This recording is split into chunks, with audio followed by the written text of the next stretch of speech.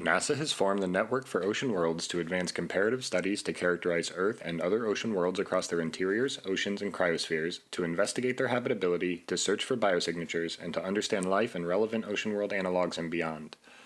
Today we have a special presentation on proposal writing, with speakers including Mary Voytek, the Senior Scientist for Astrobiology in the Science Mission Directorate at NASA headquarters, Laura Lorenzoni, Program Scientist for Ocean Biology and Biogeochemistry at NASA headquarters, and Thorsten Markus, the Program Manager for Cryospheric Science at NASA headquarters. Today's conversation will be moderated by Mohit Melwani Daswani, a research scientist at NASA's Jet Propulsion Laboratory. Thank you for joining us today. We're talking to you today about where is the money and how do I get some? So next slide, please, Laura. So just in general, it's important to remember that NASA's looking for two things. We're looking at trying to, at funding research of the highest scientific quality, and we rely on peer review to get that. We also, since we're a mission agency that plans these elaborate and expensive missions to further the science questions that we have, we need to make sure that the fundamental research that we are supporting will further our objectives. And then, of course, as a government agency, we have to make sure that the funds that we give out are used properly. And for this, that job lies with us, the discipline scientists, and that's what we're all considered for our various programs. Next slide. Oh, right. So there was just a line there. Remember when you're writing proposals that there's two groups of people that are looking at them. And Laura is going to talk primarily about our tips for proposal writing. And she will be focusing in on the challenge of trying to hit both audiences when you write a proposal. All right, great. Thank you. Next slide. This is just, some of these slides I'm just going to have in the deck so that you can look at it later. But I just wanted to let you know, or we wanted to show you where we all fit in NASA. And so there's the administrator, there's people that deal with him directly and report to our administrator directly from NASA Center. So those of you that know Ames or Goddard, those are below. And then there are mission directorates that are at headquarters that report as well. And these are all listed here, and we are all in the Science Mission Directorate. And the four primary basic research areas that we have are astrophysics, heliophysics, earth science, and planetary science. And I'm realizing I didn't update that with a very new division that we've just gotten, which is biological and physical sciences. And this is about understanding how, if physics and biology are in any ways different if you're on the space station or on the moon because of changes in environment, and specifically microgravity is one of the things that they focus on. All right, next slide, please. So in planetary science, we have 5 major goals, and they're listed here in the form of questions. We want to understand how the objects in the solar system form and evolve. What are the chemical and physical processes active in our solar system? What conditions are necessary for life to originate and evolve? Where in the past or current solar system could habitable environments have existed? And what objects in our solar system pose threats to or offer resources for human exploration? The Ocean Worlds program and researchers that are involved in it are probably mostly going to be proposing to the second one, which is what are the chemical and physical processes active in our solar systems as we explore other ocean worlds beyond Earth. And then within the astrobiology program, the questions 3 and 4 are covered. Next slide.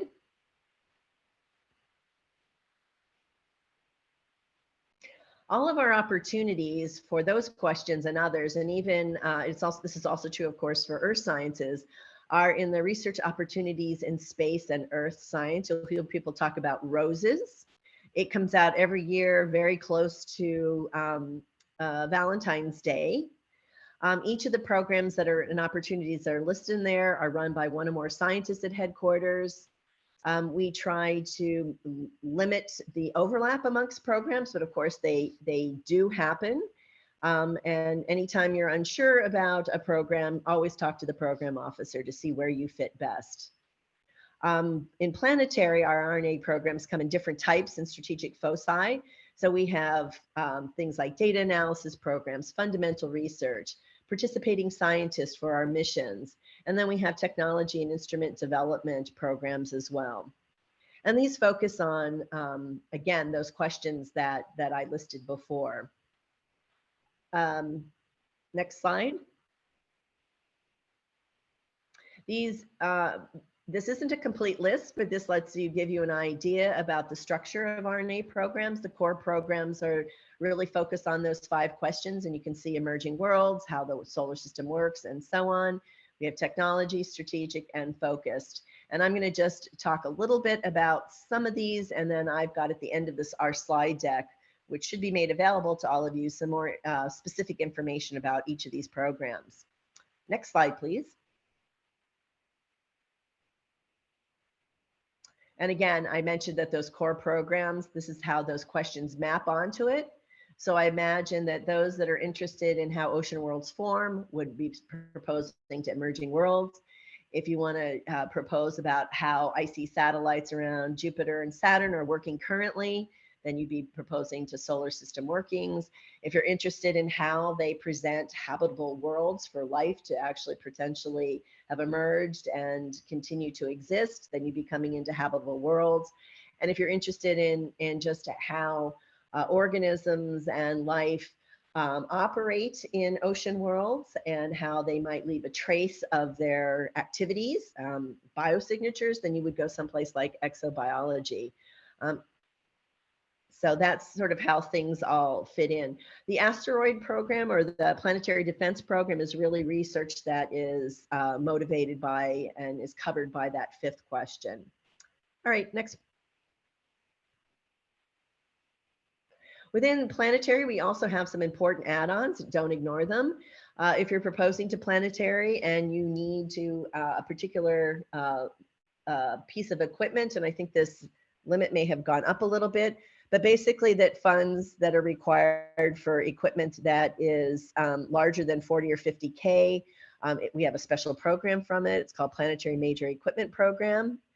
And there are 2 ways that you can propose to this. One is an add-on to the proposal that you're submitting to those other programs. And you can also come in, particularly if later on in your research you need an instrument or you're wanting to develop based on your research, a facility even, we have a way to propose to them as well. And I believe that in the past, they've been add-on mini proposals, but they're going to be coming in sort of separately as well. And then let's actually, we're going to talk a little bit more, both Thorsten and I, about the early career opportunities. So let's just go on to the next slides. Okay. So one of the things that we're going to share with you today, and the next one is going to be about NOD or no due dates, is that Planetary in particular has been doing some experimentation. As I mentioned before, we're very interested as an agency as increasing diversity, equity, inclusion, and access. And so Lindsay Hayes, who is piloting this in Planetary, is going to talk to you about what this means for you as a proposer. Hi, thanks. So I just have a couple slides here on no due dates broadly within the Planetary Science Division and how this is going. I will note, of course, that that this is particularly relevant for a couple programs, which I'll show on the next slide, about that are going through the no due date process. So pay attention to that as well. But why shift to no due dates? A couple reasons. The first and the most primary one is flexibility for the proposers. And the idea with that is that it allows proposers the ability for life to get in the way, right? We've had a number of calls that we've had to delay over the past couple of years because of weather-related issues or major power things or government shutdowns or anything like that.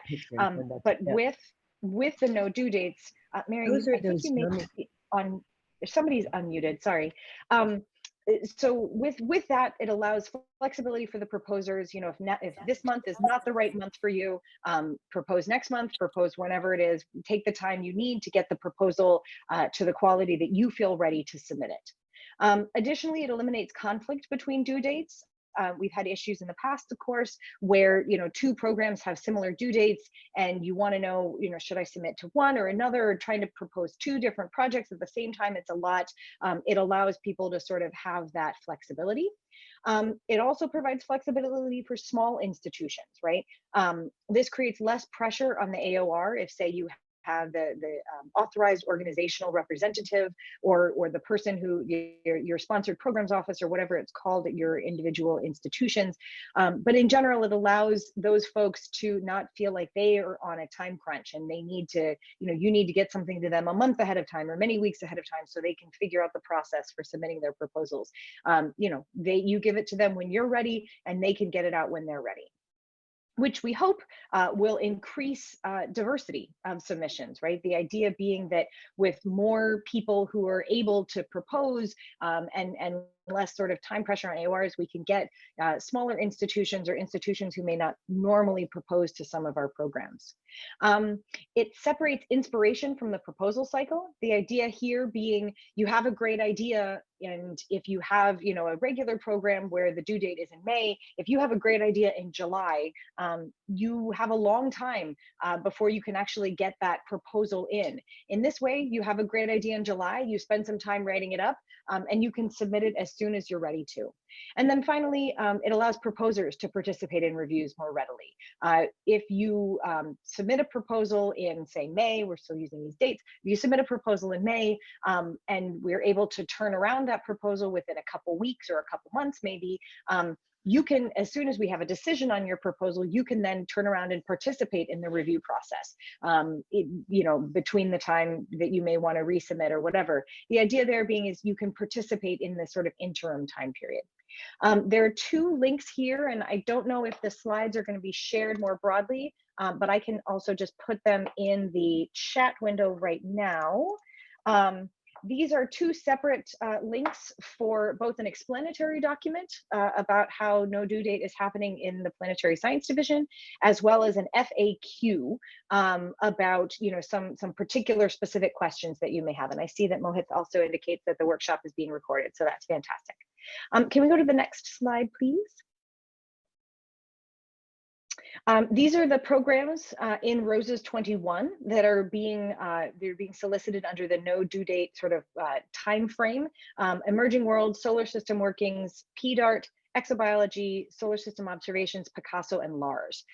So take a look at, you know, so those are the ones we may expand it in future years, but right now these are the ones that you can count on it. And I will say the intent is that we're to run the no due dates process for a while in order to get a sense of how it's working, right? We understand that a transition after a year is not a sort of true measure of how well something is working. The next slide, please. And this is my last slide. The two core principles that I have seen most questions on, we've been doing no due dates in exobiology since ROSES 21 came out in February. And the two most common questions I get actually go to exactly these core principles. No due dates means no due dates, real, implied, or inferred. It means that the way that, you know, that there is not a secret due date where, you know, we are holding all of the proposals for once a year and having our review process once a year. And if you don't get it in before then, you're going to have to wait an entire year until the whole thing. Really, it's no due dates. We are having regular reviews. We are holding reviews on a regular rolling cadence. And so the idea there is really and truly, you're not going to miss out if you submit this month versus next month versus 3 months from now. There is no secret date that you may be able to find out or that you may not be able to find out. It's all the same, right? Submit it when you're ready, and that's the main thing. The other thing is that we are sort of looking to maximize flexibility in the timing of the reviews, right? We are going to be holding reviews regularly, and that may look different within different programs.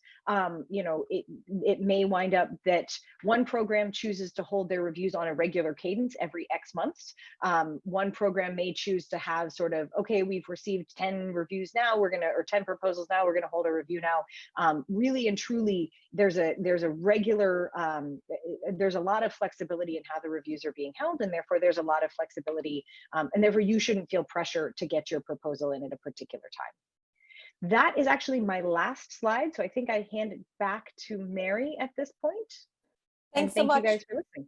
Sorry, Lindsay. Thanks so much. Can we just stop for a second? Hey, Laura, there's a little panel on the center of your screen.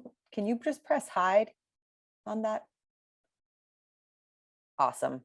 Thanks so much.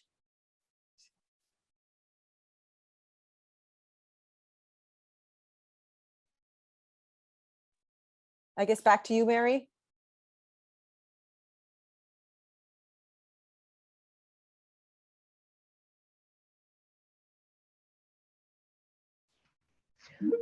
So Lindsay needs to go, and I was just wondering, actually, she just posted this or sent it to me, maybe not in the chat. She has to leave for something else. So is it okay if we just break a moment to see if there are any specific questions about NOD before she goes that she could answer, or we can also send them later? Absolutely.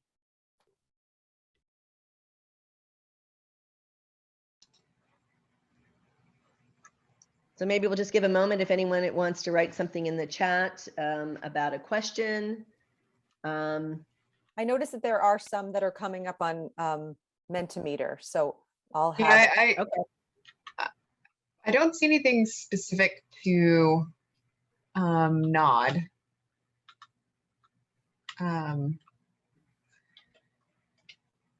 So. Well, this is something that you will always hear. If you have any questions when it's time to start preparing, please reach out to the program officers.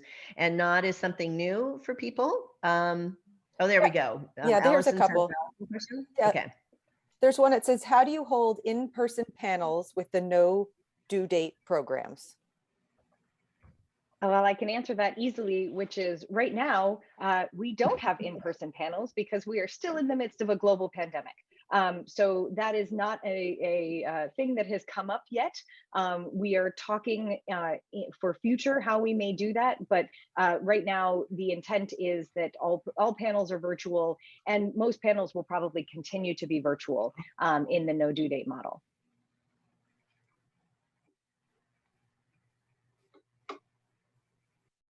I see there are 2 questions in the chat. How many review panels are anticipated per year? Unfortunately, I can't really speak to that because it kind of we need to see how many proposals we receive, and so we will hold the review panels that are needed for the proposals that we receive. But again, we're having the panels on a regular cadence, so there's no sort of like.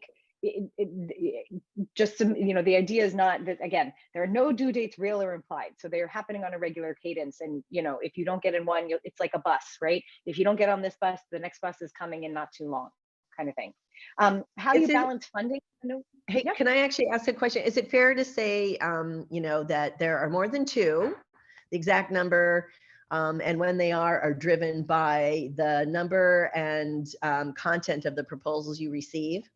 Yes, I think that's completely fair. And I'll also note, we're holding panels in the same way we have in the past, which is it's topical, right? So it's not that I'm just taking every single proposal I get across the diverse topics of exobiology and reviewing them in one panel. We're doing the same thing we have always done, which is splitting them into different topical panels. And how do you balance funding with the no due date model? The way that we are planning on doing this is sort of a sort of steady buy down of the yearly budget, right? So I have, I have a regular sort of, okay, these are the proposals I want to fund. How does that fit within the first, say 4 months or 3 months or 6 months of my proposal of my program year, and then buy down those as we go. And you will probably see, and this is true for exobiology as well as other programs, a slight increase in the number of selectable proposals, where we sort of take a proposal that may be on the edge and use the selectable option a little bit more as we seek to balance out the budget. And then there's another question that I see that came in. Actually, Aunt Lindsay, can I ask something here too? Just there is never an intent to hold you in that selectable bucket right. indefinitely. So Right. the decision to move you on to either decline or selected will happen. Still, we're trying that. We have a suggested time from beginning to end of 6 months, so that you would never wait longer than a few months from, or 6 months from when you submitted. Is that? Yeah, that's all. Yep. That's completely accurate. Yep. And then let's see. So there's a specific funding, question about funding, sure. Which I guess you're getting to. Sorry. Yeah, it says on NOD, funding for NASA is dependent on Congress. So for NOD to work, I assume the funding for these are either privately funded or multi-year from Congress. That actually, there is no change about how we are being funded in the past years. And actually, I may leave that one up to Mary, but in general, I mean, our budget does come on a year to year, which means that, you know, all proposals that we select are contingent upon having funding. And that doesn't change whether or not we have a no due date process or whether or not we have a sort of standard annual due date process. So, you know, when you get selected for a 2-year, a 3-year, a 4-year project, you know, the contingency there is that NASA will be funded to continue to do this research by Congress. That is regardless of how, you know, with the cadence with which we select proposals. Thanks. There are a couple more questions about NOD. Okay. Oh no, if you can read them. But yeah, I can't read. Where are they? Or I can read them out. Yeah, Mohit, Sure. you'll have to read the ones from Sure. Mentimeter. Will do. So will NOD apply to early career NASA grant proposals, for instance, FINEST?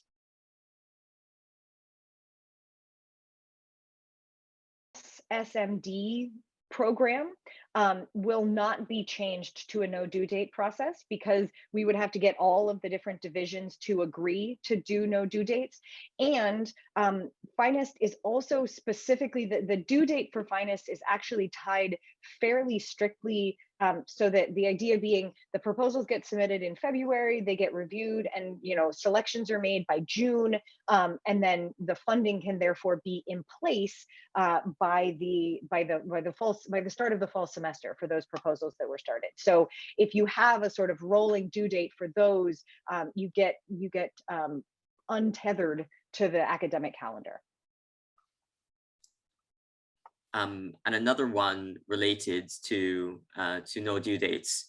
So is it advantageous for PIs to submit proposals at the beginning of the fiscal year, as there are more funds in the budget then? Or do program managers budget spending at equal cadence annually? Right. So that's sort of the way I answered the previous question, which is the way that no due date program officers are looking to budget this is, you know, at this, you know, I don't try and spend all of my, you know, I don't try and spend all of my project with the first or all of my my fiscal year budget at the start, right? I see what I get coming in. I know that I will get, or assume that I will get other proposals that are equally exciting, compelling, you know, great projects, all of that stuff as the year goes on.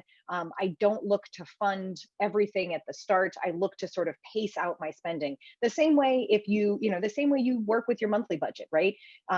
You know, you get paid once a month or, you know, twice a month, whatever it is. You don't look to spend all of your money right then, right? You look to spend your money in a metered way. You know, you don't buy all of your groceries right away. You think about buying things regularly throughout the period that you have your money. And that's the same way we will be working with budgets in FINEST, or in no due date programs.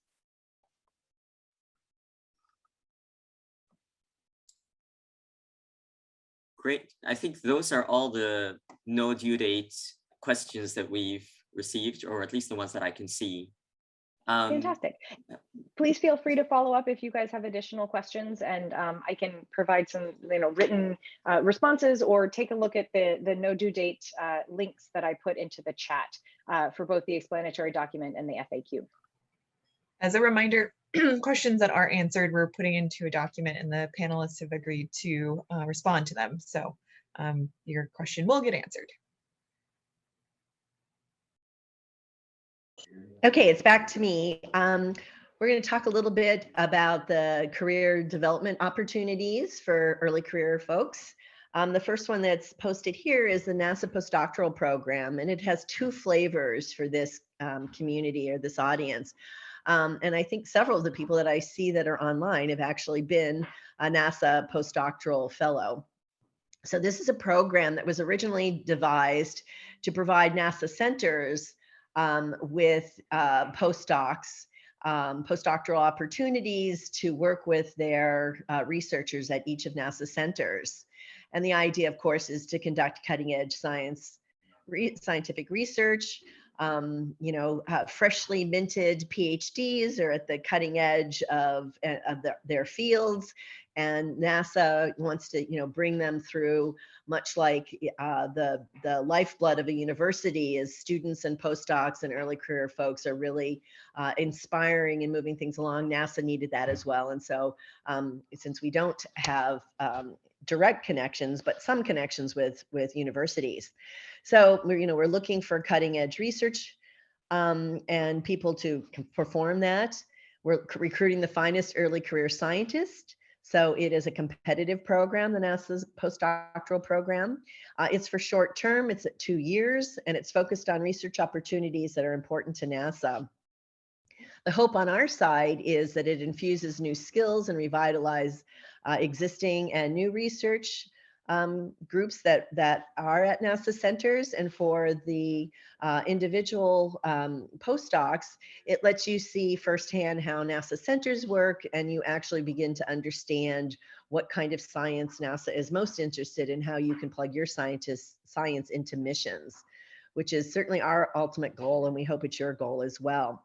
In addition to this program that is held at centers and is available to any research mentor at a center, so it could be in astrophysics and heliophysics, in earth sciences, cryosphere, oceanography, wherever there is a NASA scientist that matches up with your interests at a center, they're likely to be a mentor in this program, and the opportunities that they would offer would be found on this website that's listed on this slide. In addition to that, the astrobiology program has its own postdoctoral program that is related to this. It operates the same way, and we have our whole set of opportunities listed on this website as well, but it's listed not under a center, but under the astrobiology program. Next slide. And then one program that is specific to Planetary, but has a counterpart in earth science that Thorsten will talk about, is an early career award program. This is to support research, professional development, community involvement from our most outstanding early career scientists. And it, of course, is, in our case, the ECA is for the Planetary Sciences Division. It's approximately 5-year awards, each up to $200,000. It's made one time. You put in a proposal, and it must be used within that 5 years, again, to either support your research, allow you to get involved in science community activities, and it is a standalone program. And it is evaluated independent of the research that you have funded, but does include an opportunity to describe what you're doing and what your future goals are for your research. Next slide.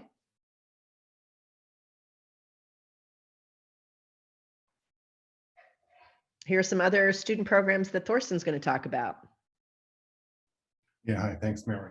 Yeah, Finest, or Finest, as some people say, is a new program. It was had a different name beforehand, and I forgot what it was. It was and before Finest, they were NESEFs. NESEFs. They were called right. NESEFs.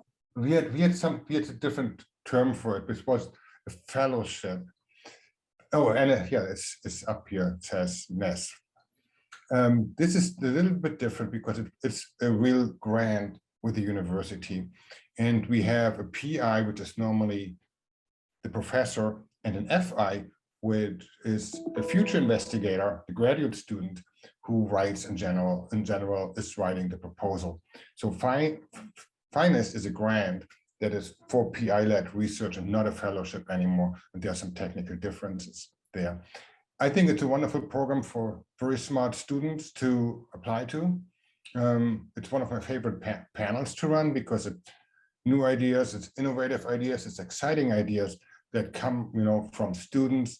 The funding for finance is $45,000 per year, which is nowadays not always enough to cover a student for a year. And we are discussing at HQ to increase the award number, but also very often universities match the NASA funding for finest students that have been selected under the finest program. It's also very open in terms of scope. It can include sciences, it can include technology, and it can include exploration. So and that makes it a very fun and innovative and explorative proposal call. And I encourage your students, or if you are a student, I encourage yourself to talk with your professor and submit to the finance program. If you go to the next slide.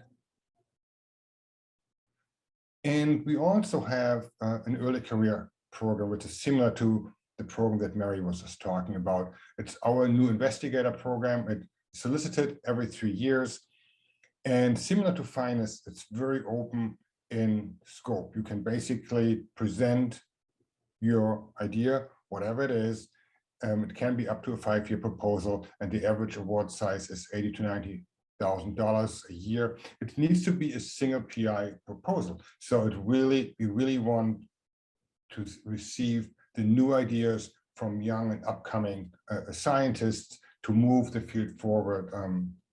In our case, in earth sciences. If you go to the next slide, I'm trying to speed up a little bit. Laura, if you can go to the next slide.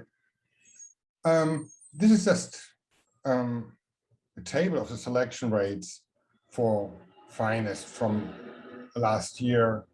And you can, the take-home message basically is it's very competitive, right? So if you have a student, if there is a student that has not been selected, don't take it too hard, because it's it's very competitive.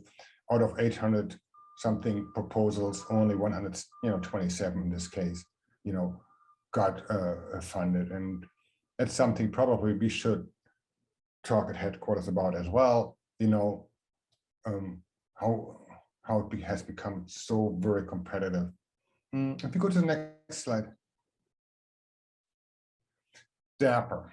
For sciences in general, for planetary sciences, and also for earth sciences specifically, we started a new process and how we evaluate, how we review proposals. And we call it a DAPPER process, a dual anonymous peer review proposal evaluation.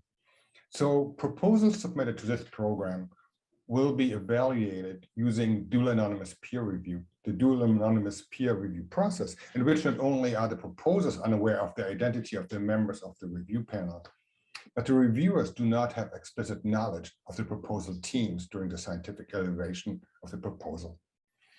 And the overarching objective of this process is to reduce unconscious biases in the evaluation of the merit of the proposal. A little bit of history, maybe. People know that for Hubble Space Telescope selections, that the success rate of women PIs or female PIs was lower than the success rate of their male counterparts. And, people wanted, rightfully so, why this is. And so the Hubble Space Telescope calls started with this dual anonymous peer review process. And indeed, the rates became more balanced. And, we show videos on unconscious biases, etc. But, you talk to panelists, and even with the best intentions, it is virtually impossible to separate proposal and proposer, which means, we all have biases, which also means that very often senior scientists that have a good reputation in the field can get away with, let me just say it, sloppier proposals than an early career scientist, than a young scientist who doesn't have the same reputation in the field. People, unconsciously think, well, this is not well expressed in this proposal, but I know that the PI and he does wonderful work. So senior PIs get away with things that junior PIs don't. And so the dual anonymous peer review will level the playing field. We just look at the science of the proposal. What is the merit of a proposal? What is the relevance of the proposal to the call? And are the costs reasonable? And in the past years, we ramped up this process, and it seems panelists really like this process because the discussions are only about the merit of the proposal, the scientific merit of the proposal, and which is exactly where it should be. So more and more calls are using this DAPA process, and there is some discussion that this may become, if appropriate, if the default process for proposal evaluations. So, and it seems to be working really well. I'm doing it for Cryosphere this year. There was some apprehension in the community in the beginning, but after a couple of pre-proposal telecons with the community, that apprehension went away, I think, and people realize it's not so much more complicated to write an anonymous proposal than it is to write, a proposal the standard way. If we go to the next slide. And I think I will talk a little bit about earth science, similar to what Murray had presented. So we are, Laura and I are in the earth science division, and our division is separated in 4 groups. We have flight, research and analysis, applied sciences, and technology. Flight is all of our satellite and to some extent airborne missions. And also flight oversees our data center, whether it's Polar Oceanography Data Center at JPL, whether it's, in my case, the National Snow and Ice Data Center in Boulder, Colorado. But the big part is flight manages our satellite mission, our Earth science satellite missions. Research and analysis, this is where Laura and I said, it's, well, what it says, it's research and analysis. Our ROSAS calls, etc., sit within research and analysis. We do have an applied sciences program that connects our science with stakeholders in our community, that make sure that our stakeholders that look into disasters, into hazards, into things like this are aware of what NASA data can bring to the table, and we are aware of other people's needs so that we can provide data in the right format with the right latency to make NASA investigations useful to the applied community. And then we have a technology program. There are also regular ROSAS calls coming out every year for advances in earth science technologies. It can be new airborne sensors. It can be new sensors that people want to test for future satellite missions. It can also be sensor components or data system components. And very often, as the last bullet says, we work closely with partners from industry and obviously with academia on technology. We go to the next slide.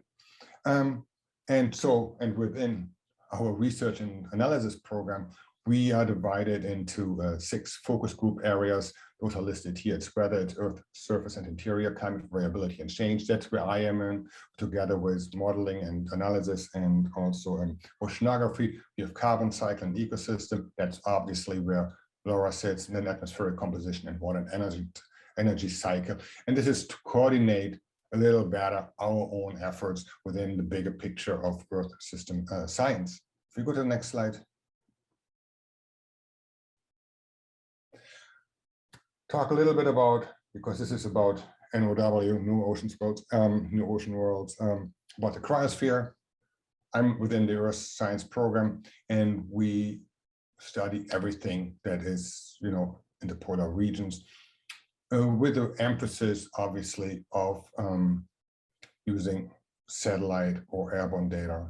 The Cryospheric Sciences program supports investigations of polar ice, including Antarctic and Greenland ice sheets, polar glaciers, sea ice in the Arctic and in the Southern Ocean that are based on satellite or airborne remote sensing. If you go to the next slide, I'm rushing a little bit.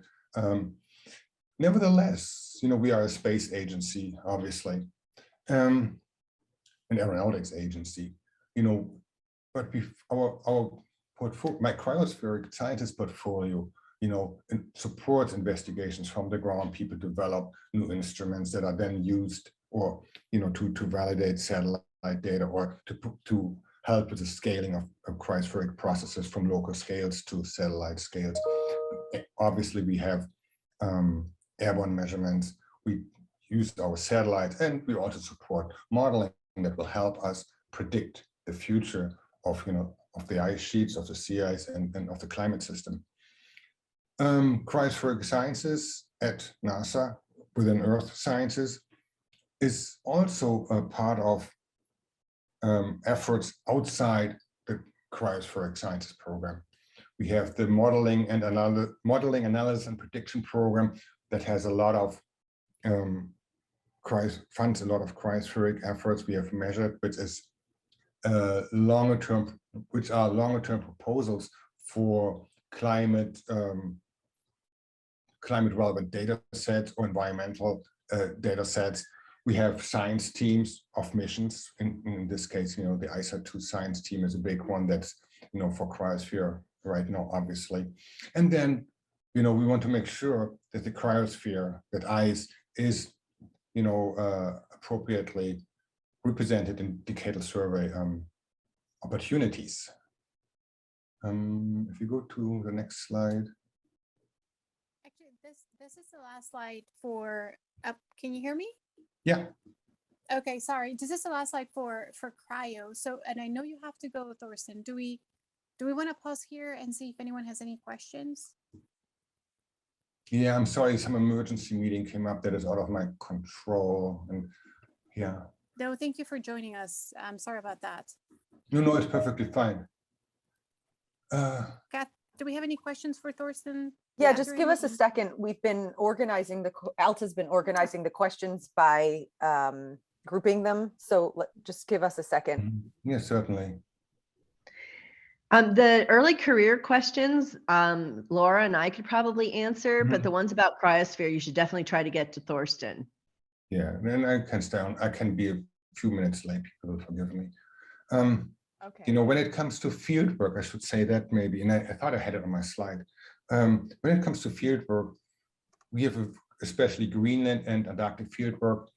We have a very close relationship with NSF. So whether you're a planetary scientist or an Earth scientist and you have plans, to go to Antarctica or go to Greenland, you can talk with your program, manager at HQ, but you can also talk with me about it. And sometimes it's, that it's a discussion I have then with Mary if somebody in her community applies or proposes to go to Greenland or Antarctica, because logistics are largely handled by NSF for Greenland and Antarctica. And as I said, we have a great relationship with that agencies. In many ways, it's our partner agency, especially when it comes to cryo. There's a question about cryosphere. So does cryosphere science include any overlap with exobiology, for example, microbes, extreme biophysics, etc.? So that's a good one. Generally, not. I sit within Earth Sciences, and that's what cryo supports. We are trying, in this effort with, this collaboration, this NOW collaboration, this collaboration with Mary. We're trying to do better here, to have more interdisciplinary calls. And it's something that NASA realizes that there is a need to have proposal opportunities for these interdivisional efforts that easily fall through the cracks in this regard. And Mary, you have more experience than I have in this regard. Maybe you want to comment on that, because it's an important topic. Yeah, within the astrobiology program, we have several areas where we focus on extreme life in extremes, and certainly ice and extreme cold is really important. So the Habitable Worlds call that we have is focused really on the environment and what it can provide, or what are the challenges to habitability in an icy environment or a cold environment, because we also do cold deserts. And then within the exobiology program, it's a little bit more focused on the organism and evolutionary processes that led to an organism's ability to survive and extend the limits of life in a cold environment. The other place that we didn't talk about, but within, excuse me, within Planetary is planetary protection research. And when we send missions to icy places, like the polar regions on Mars or one of the icy satellites, we need to understand how microbes survive or don't survive in those extreme environments. And so there's some funding available that is related to planetary protection, which is our goal of making sure that if we're searching for life, we don't take it with us. Because of course we will find it if it's on our spacecraft, and we want to see what would be actually on the body. So it's there as well. Thank you. There's one more about Cryosphere Science, and then there are a ton of questions about early career questions. So we're really happy with that. So final one about Cryosphere Science. What needs are on the horizon for new work in NASA Cryosphere Science program research? What needs are on the horizon? Now, that's a good question. And to some extent, I want to see what the needs are from the community. We have in 2017, 2018, the decadal survey came out for space science, or Earth observations from space, I should say. And that basically tells us what the needs are. And we have many of the suggested, recommended decadal survey missions have very clear Cryospheric Sciences components. One of the upcoming missions is for mass change and to monitor mass change in the cryosphere. Monitor mass change of the ice sheets is a big component of the mass change mission. And so those are implemented right now. We have the Explorer class missions, which are going to be completed very soon, depending on the president's budget. And ice elevation is a big component in there. So we hope to fund something that addresses the need for ice elevation. And so that's where we, to a large extent, the decadal survey is our guiding principle on what we do in terms of NASA Earth Sciences. I would say, though, we have this new initiative to work between planetary and earth science at NASA. And one of the messages I forgot to make at the beginning of the presentation is, in planetary science, we recognize that Earth is a planet. And basically, it's really important because it's the planet that we can study. And so the work of earth science in cryosphere and the work of earth science in oceans is really important for us to understand processes out in other environments like that in the rest of the solar system, or even our interest in what the processes might be and what they might look like on exoplanets. So planets orbiting other stars. So this is a and I'm sure Laura will say this, Laura has a great line where we started together, Earth and planetary scientists. We sort of diverged as we continued our focus in earth science on Earth, and planetary went off looking other places and kind of forgot its origins. And our initiative is to bring everybody back together and learn from each other. So I think at least not within the Cryosphere program itself, but in all of our programs, we're looking to find synergies so that we can have programs available to the community that do comparative oceanography and comparative, glaciology or cryosphere research.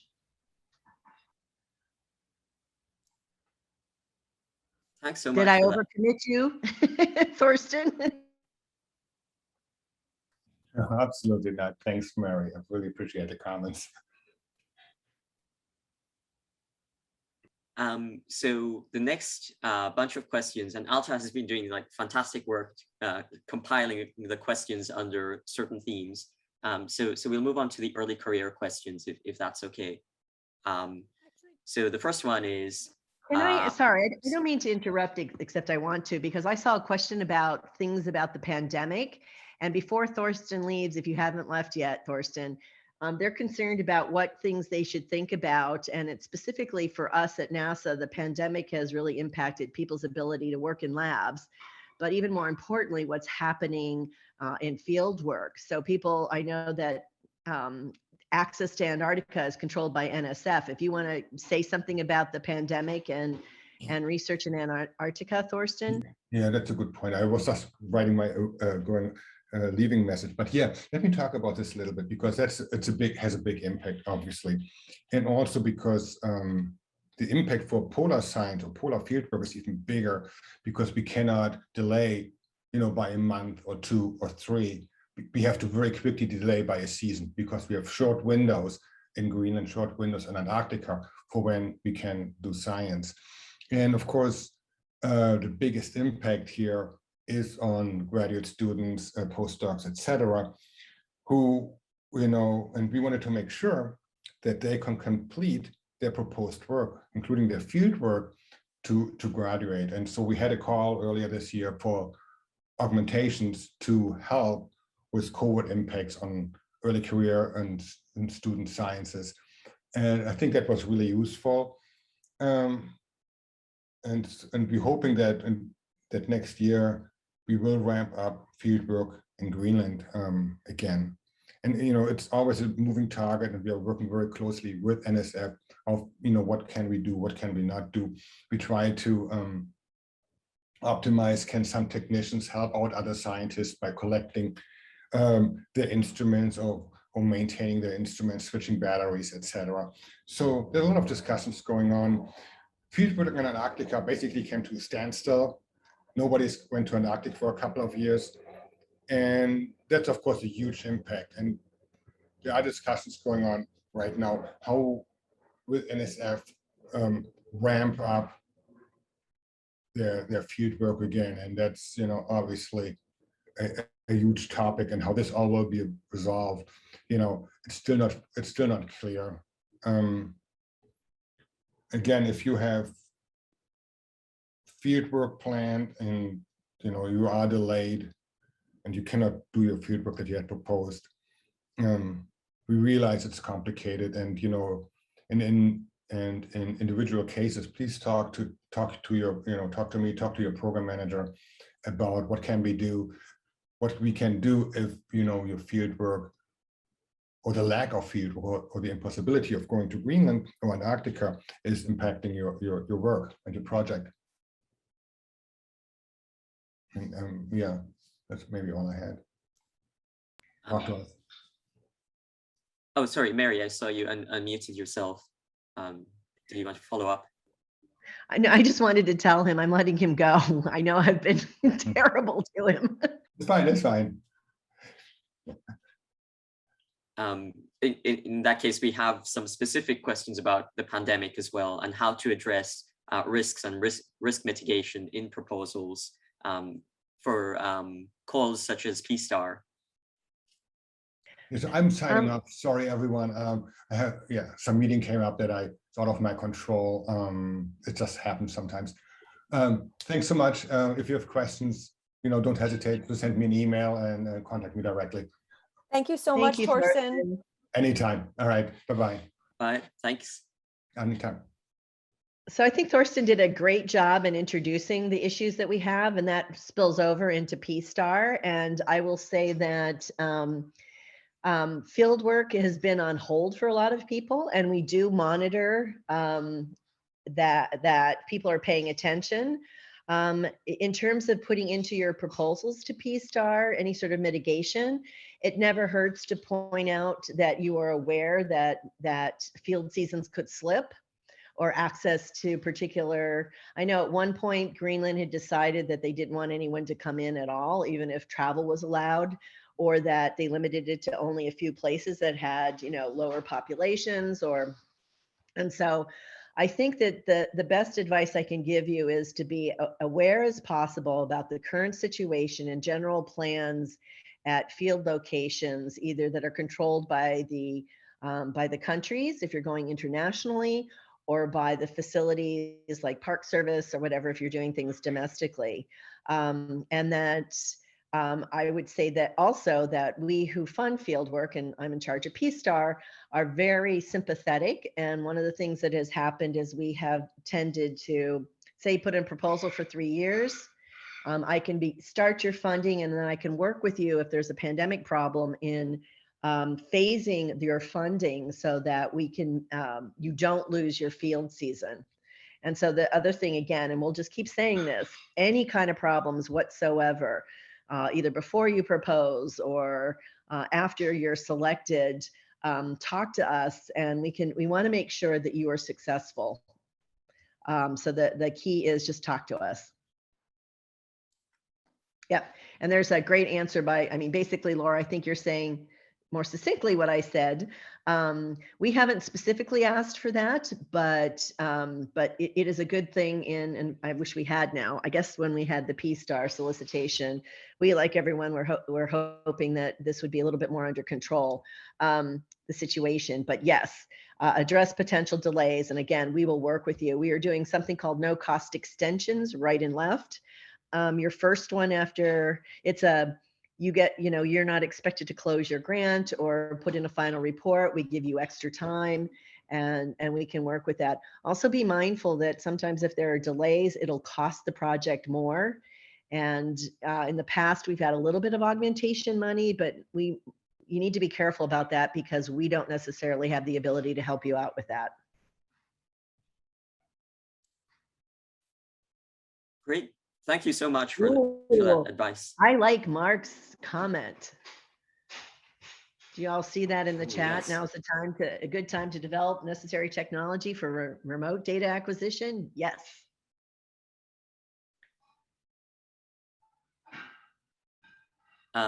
Okay. I think if anyone has more questions related to how the pandemic will affect their work and whether that affects the proposal writing process, and get in touch with the program managers. They're very willing to help. So we'll move on to the early career questions because there are a lot of them, and I do want to address some of those. So I think the first would be, what are some common mistakes that early career scientists make when writing proposals in general? Can we hold off those questions about proposal writing, because Laura has a whole set of slides. If there are any questions specifically about the programs that Thorsten and I presented, can we take those now? And I think some of these questions will be answered in Laura's presentation. And I just want to let you know, you don't have to be early career to make mistakes, and the mistakes or the tips we're going to give you apply across the professional age range. So don't worry that you're early career. So after Laura presents, is that the last presentation? And if so, could we do open Q&A at the end with all of these questions? I have been grouping them by type. It might be easier to do that than to keep kind of interspersing questions through the presentations. What do you think? Yeah, Laura's is the last. And I was just thinking that since we did cover early career opportunities, we could do it now since we've already interrupted, but we're totally fine to keep plowing through. And I know a bunch of them may be answered with her presentation. Are you good with that, Laura? I'm good. Can you hear me okay? Yes, we can hear you. Me? Yes, Okay, we can hear you. Good. All right, thank you. So I'll go quickly through the final slides. Hang on. Is that, can you, I don't know if you can see, I have no idea what you can see, but anyway, so I'll talk You really can see briefly your about, slides. yay, the Ocean Biology and Biogeochemistry program itself, and then we'll move into some tips about proposal writing, as Mary mentioned. So OBB in general just focuses on what the name describes, ocean biology and biogeochemistry. So that includes also the ecology of the different systems. We utilize in situ airborne and remote sensing data together to really understand what are some of the impacts of changes in the ocean, and we're moving more and more into inland water as well. What are some of the new proxies and the new measurements that can be developed to really understand the ecology of aquatic ecosystems from space-based assets? And how do we actually improve our climate predictions on the ocean? And what does this mean for ocean biology, ecology, biogeochemistry, and anything related? And then how does that also relate to humans and human use of aquatic spaces? OBB really spans everything. So it spans the open ocean. And again, we use in situ, ship-based, gliders, floats, anything that comes in between, any kind of data that our PIs can collect, and we tie it to remote sensing. And so this piece is really important because we don't do just in situ. We have to have a really strong link to remote sensing, and that could be airborne or satellite. But the remote sensing really is the key piece that makes it really relevant to what NASA OBB does. And so if you were thinking of just doing some in situ data collection without any tie to remote sensing, that's probably not going to be relevant for anything that has to do with OBB. That connection to the satellite is really critical. But we do love to have in situ measurements because those help us validate what our satellites and airborne measurements are. And so we do anything from open ocean to the coastal ocean. And with the coastal ocean, we also like to tie it back to what the heck is coming into the coastal ocean. And so we look at connections to land use and land change. We look to connections to atmospheric deposition and anything in between. And obviously all the charismatic ecosystems that live in the coastal ocean, from reefs to mangroves to pretty much anything. And I'll give a couple of examples of how the heck do we do this. And we have a really varied suite of programs that we and research programs that we ask for. How do we build this? We build these from the community up. So we're listening to what our community is saying about gaps and priorities, and this is how we then gear to write our solicitations. The core solicitation is obviously the ocean biology and biogeochemistry. That happens every 3 years, and those topics change based on, what are some of the urgent things that we need to address. There are some topics that remain core, which is one of them is understanding how our ecosystems are changing. But we'll have more and more different things that respond to some of the gaps and priorities that we have at that time. One example is the marine debris or marine plastics. We solicited that in our last cycle, which was in 2020. And that's the first time that we solicited something that has to do with marine debris. We have a carbon monitoring system that is annual or biannual by solicitation, and that specifically looks at carbon and what carbon is doing in terms of fluxes within ecosystems, and that has to have a strong stakeholder engagement part. Our carbon cycle science, on the other hand, is every 3 years, and that is very much focused on understanding the science of carbon fluxes, carbon stocks, and exchanges across ecosystems. And that again is the focus changes based on community identified priorities. Our interdisciplinary science is one of the most fun programs that we have because we get to pair up with other programs. And so one of the topics that we had in our last round, which was in 2019, had to do with Cryospheric Sciences. And so we supported a handful of proposals that looked at the interaction of ocean ecosystem with the cryosphere. And that's a lot of fun because you do have to have partners from disparate disciplines, and so that's why it's called interdisciplinary, and that is every 3 years. It is coming up in Roses 21, and Mary talked about roses, and we'll talk about roses in a little bit. We have other programs that are very specific. For instance, the Terra and Aqua, that's basically looking at the data from those satellites. Remote sensing of water quality is exactly what the name suggests. It's looking at water quality in coastal regions. And there's a bunch of other opportunities. For instance, biodiversity also solicits every regularly. And there are just one-off opportunities that come up. So Roses is always a really interesting read when it comes out. And we already talked about the new investigator and the finest programs. There's no need to talk about that. Again, the funding opportunities, everything that has to do with OBB and for Thorsten for Cryospheric Sciences as well, and as Mary mentioned also for Planetary, you can find in Roses. And that comes out, as Mary also alluded, in mid-February, so around Valentine's Day, which is, it's anyways fun. There are a couple other opportunities that have rolling deadlines, the rapid response in earth science, and that has to do with unique events that happen, say, you know, 1,000-year flood or really huge fires that present an opportunity to study the Earth's response to these unexpected events. And so we provide funding for that. There isn't really any budget allocated for it, so the budget for those comes out of the core program. So it's really important to talk to the program scientists before you submit.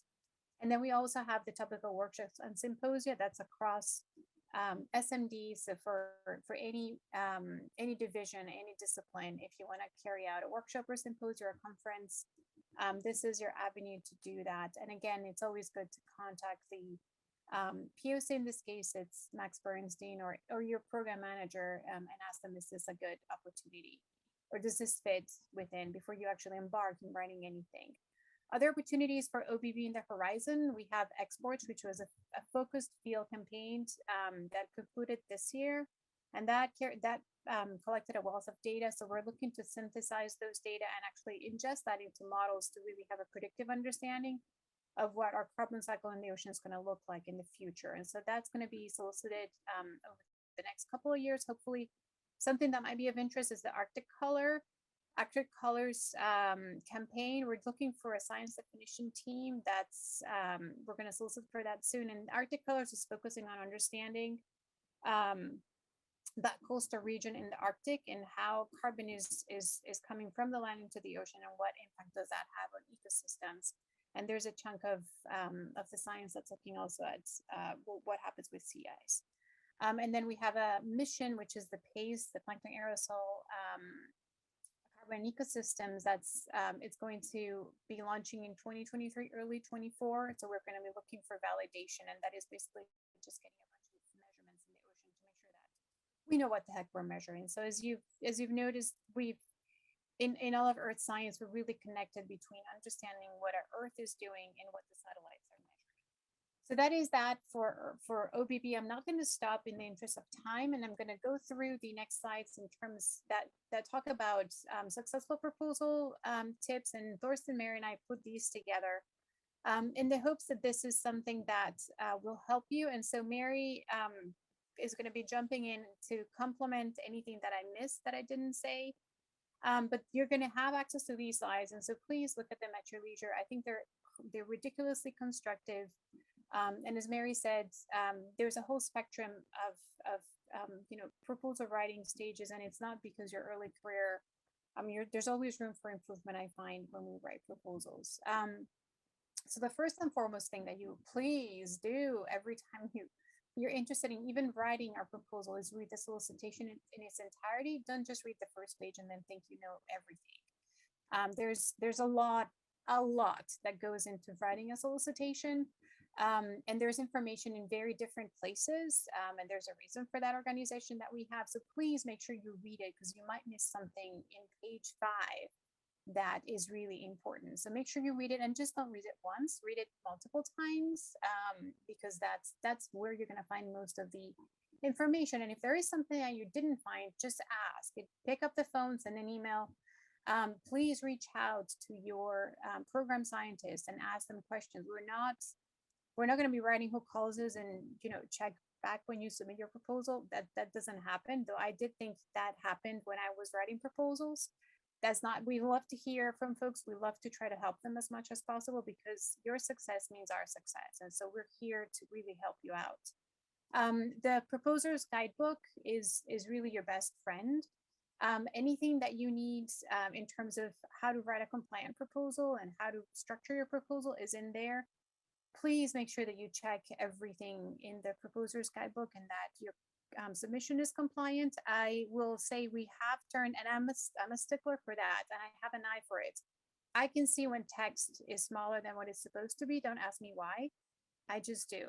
And when a proposal has text that is smaller than what is supposed to be, I count it and we look at it really carefully. It's not because we don't like you to follow rules, it's because it does give folks an advantage because you can squeeze in more text as opposed to your other colleagues that didn't. And we will deem that proposal non-compliant and we will return it. So please make sure that you, and some these it's not people, I'm not saying that people do it on purpose, sometimes it just happens accidentally, but just please make sure that when you're writing your proposal, you're checking that everything looks good and everything is compliant with what the guidebook says. You hear this over and over, do not leave submissions for the last minute because we can really see when things were done last minute and especially when things were added on. Check your spelling, your sentence, your grammar, your flow. It is really annoying to see things that are badly spelled. I mean, if Word does it for you, so why not take the time to actually, check it? And make sure your proposal is hypothesis or question driven. We do not require hypotheses in earth science. Mary, I think, I don't know if you want to comment on this, but very important. Within the first page of your proposal, the review has to have an idea of what the heck you're proposing, because otherwise they're going to just lose their patience and get annoyed. And Mary, feel free to jump in whenever you want. Yeah, the only thing I wanted to say about that, and it will be in later slides as well, is that it turns out if you either use a hypothesis or a question, also helps you really organize your ideas. And this isn't on a slide necessarily, but the first and foremost and most important rule about writing a proposal is not to piss off the reviewers. And so if they have to hunt around for things, that's not good. And so setting the problem up is really important for to have up front so that they know they're not trying to figure out what it is that you're getting at. So again, that first slide that Laura just now presented has really important stuff on it. Actually, all of them are important, but think about how you would like to see a proposal coming in and how you would like to have things presented so that you knew what the question was, why it was compelling, why and how they were going to go about answering it. Thanks, Mary. And we'll repeat this again, but serving on a panel really helps you when you have to read 15 proposals or 10 proposals, each of them 15 pages, plus CVs, plus current and pending, plus budget. When you have a proposal that you cannot understand because they've used a lot of jargon, when it doesn't have a logical flow, when acronyms are not spelled out, when it hasn't been proofread and it doesn't make a lot of sense, you get irritated really fast, especially when you're this is proposal number 8 and you've already read 7 and you're really tired. So serve on a panel. We always love to have early career folks, mid-career, senior scientists. They're always welcome and we really like to have them on the panel. And it is, I've heard from everybody that participates, especially first timers, that it really is an eye-opening experience.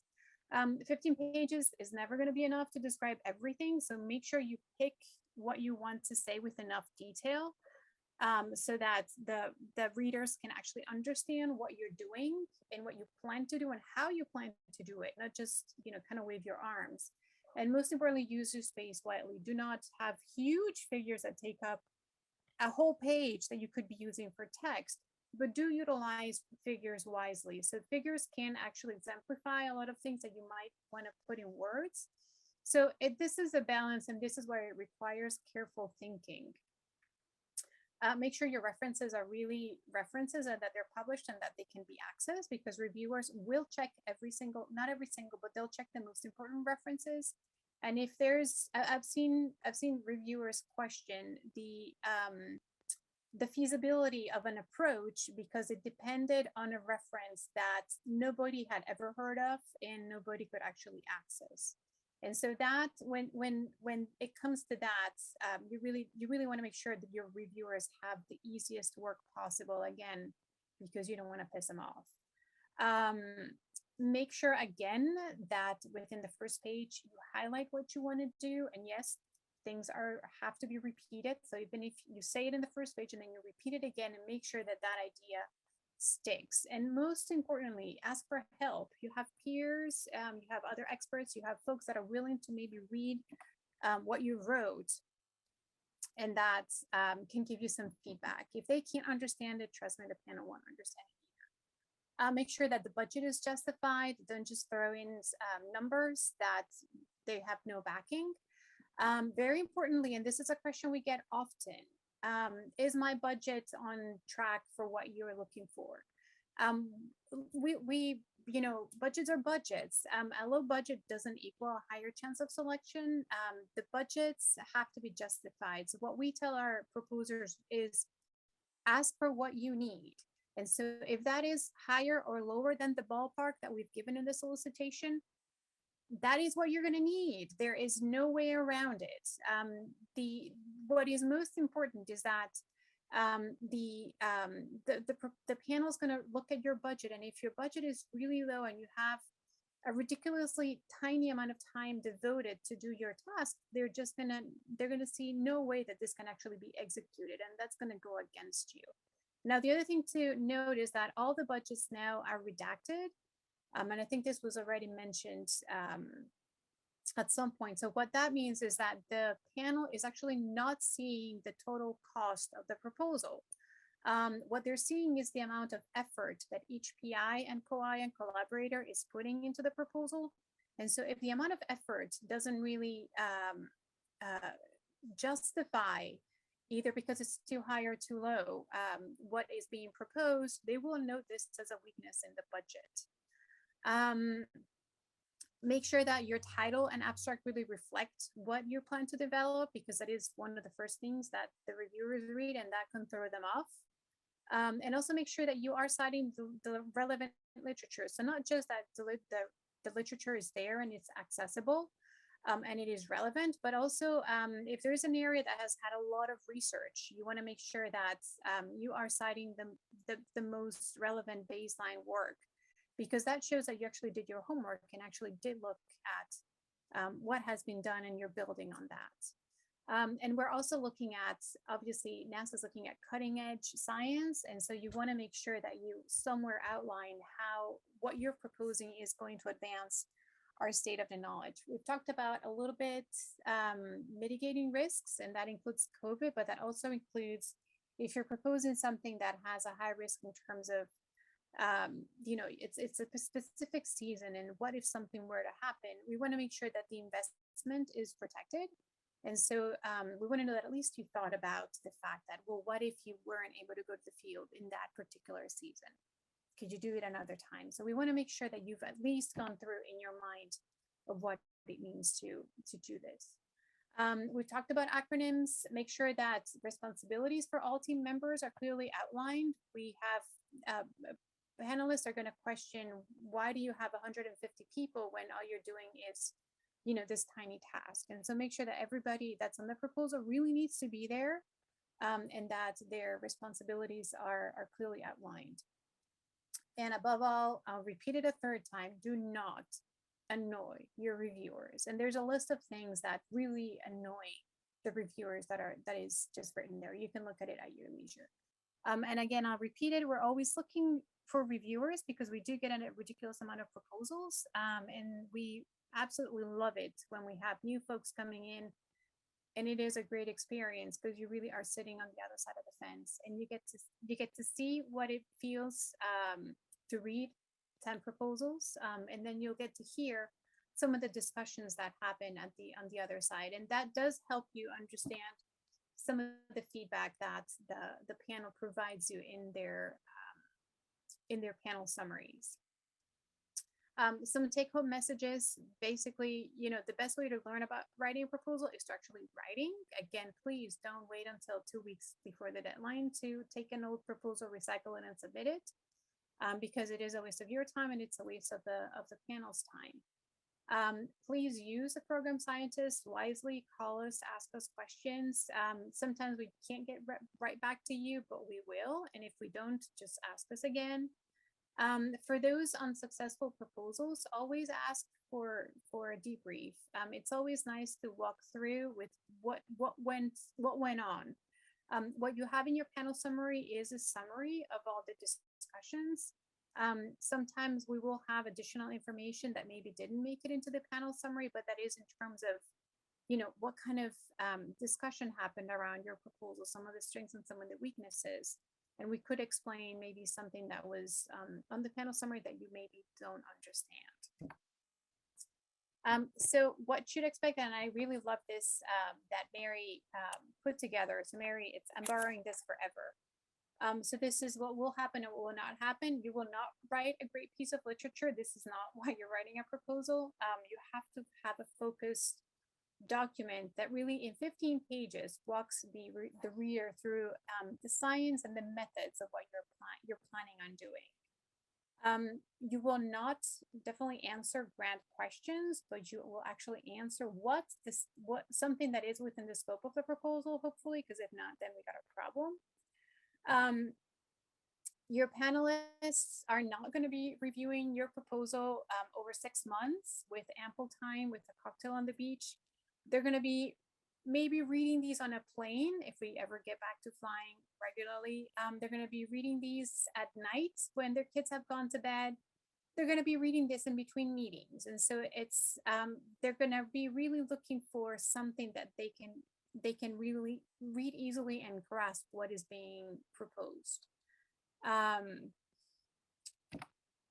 Your audience is not going to be an expert. We will have experts. We always have experts. And if we don't, we request mail-ins of those specific areas that we need experts on. But out of a panel, we always look for diversity in terms of expertise. And so your audience is going to be folks that have a grasp on the science, but your particular niche may not be their area of expertise. And so this is why it's important that your proposal could be read by someone that's not an expert, and please try to avoid the jargon again. They will critically question the way that you're approaching things. They will want to make sure that you have the most up-to-date methods, and if you don't, why don't you? And so be prepared that whatever you put in there is going to be something that they're going to be looking at critically. The review panel, in just a nutshell, they're really interested in the scientific merit of the proposal. They're going to be looking at a great topic that is really timely and it's novel, how the objectives are going to be done, that this is really state of the art, that you have a clear grasp on what you're planning on doing, that you're not just waving your arms. They're going to be looking at the strengths and weaknesses of the scientific merit, relevance, and cost, those three together. And so if you're writing something and suddenly you're like, oh, but why would we do this? Make sure that if you're questioning that in your mind, there's an answer in your proposal, because if you're questioning it, they're going to question it too.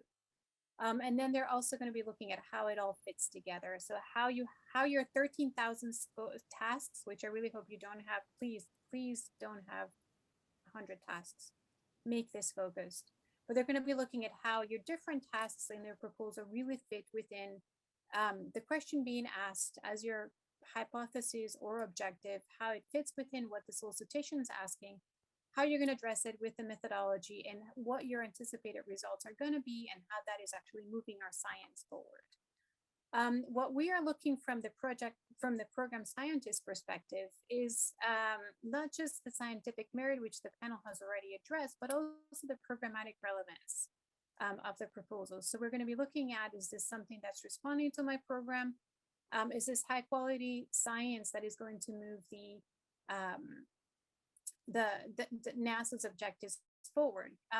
Can we afford it? And again, this is where it comes down to ask for what you need, but you also have a bit of a guidance in terms of, this is what we're looking for in terms of budget. Does it further NASA's objectives? And in this case, is it astrobiology? Is it earth science? Is it, cryospheric sciences? Is this an investment that NASA wants to make and wants to take a risk in making? And will it give us results that then we can show and say, hey, this was a great investment? And does it have everything that it needs? We have received proposals that are missing elements, which is really annoying, especially when it's a good proposal and you're like, oh man, if they had just read the guidebook in the solicitation, that would know that we needed this in this place. Hi, Laura. So again, guidebook for proposers is the great place to go. There's a bunch of other advice there that you should follow. And the next slides, Mary, I think I want to stop here. There are a few slides that are really good in terms of what you want to do. So we have, where to start when you're writing and when you're finishing. But I want to make sure that we have time to address the questions that we have. So Mary, what do you think if we stop here and actually try to address some questions? I think that's great. I mean, I think we've made the most important points about it, and some of this will come out in the questions. I'm fine with that. All right, so I'll stop there. Great, thank you so much, Laura. And we won't be able to address all of the questions, but we will work with the program managers to put together a document that we will be able to share with the community afterwards, answering these questions. And this talk is recorded, by the way, so you will be able to consult this after. So we'll move on to questions about proposals themselves. So one that came up and was upvoted a lot. What are some common mistakes that early career scientists make when writing proposals in general? I have two comments on that, and these were kind of touched on. And again, it's not just early career. One is that scientists often assume that the importance of their work is just is just obvious, and they don't need to explain it. So when you're putting your proposal together, it's really on you to describe and convince the reviewers that they should care about you doing this proposed work and that it is important. And simply stating it, or stating something like, this is an understudied area, isn't sufficient to convince them that it should be funded just because somebody hasn't done it before. So really spend a lot of time thinking on that justification. And then the other, oh dear, I just forgot the other one because it was on a slide. Can somebody put the slides back up? It was something that Laura didn't get a chance to get to. If you could just pop that up. Oh, I know. So these are a few things that are just a clarification. The best way to learn how to write proposals is to write them and to get feedback. And when you get feedback on a proposal, there's a section about, when you don't get selected, one of it is a mistake that everyone makes, that you got comments from the review panel. It's the last point here before agree to volunteer, to improve your panel or to improve your proposal. Read them, use them to improve it.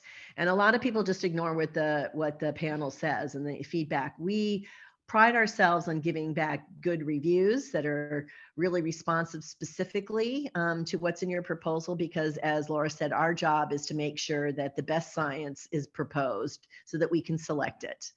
And then the other way to really learn about proposals is sooner rather than later, serve on a panel, because you can see exactly, you will know in the discussions and in your own reading what works and what doesn't work in terms of the presentation of ideas and how you're going to get them done. And pay attention to that when you think, oh, this was a delight to read. Why was it a delight? It isn't that they are so literate. It was because it was really easy. Everything was laid out. And so, and the best way to see it is to look at examples. And the best way to see that is to sign up. And the earlier in your career you are, we have opportunities with things called executive secretaries. You basically assist and also have you don't have the responsibility of putting your name to a review necessarily, but you are part of the discussion and you see how it goes, and it removes some of the pressure of being a reviewer. And I don't know if they do that in Earth Science, but we do that in Planetary. So Sarah puts out a volunteers list where you can actually sign up, and you could say you'd like to be an executive secretary, and it allows you to say the things that you're most interested in, or what you're, oh, there we go. Catherine, you are so amazing. Will you come work for me or with me? Anyway, those are.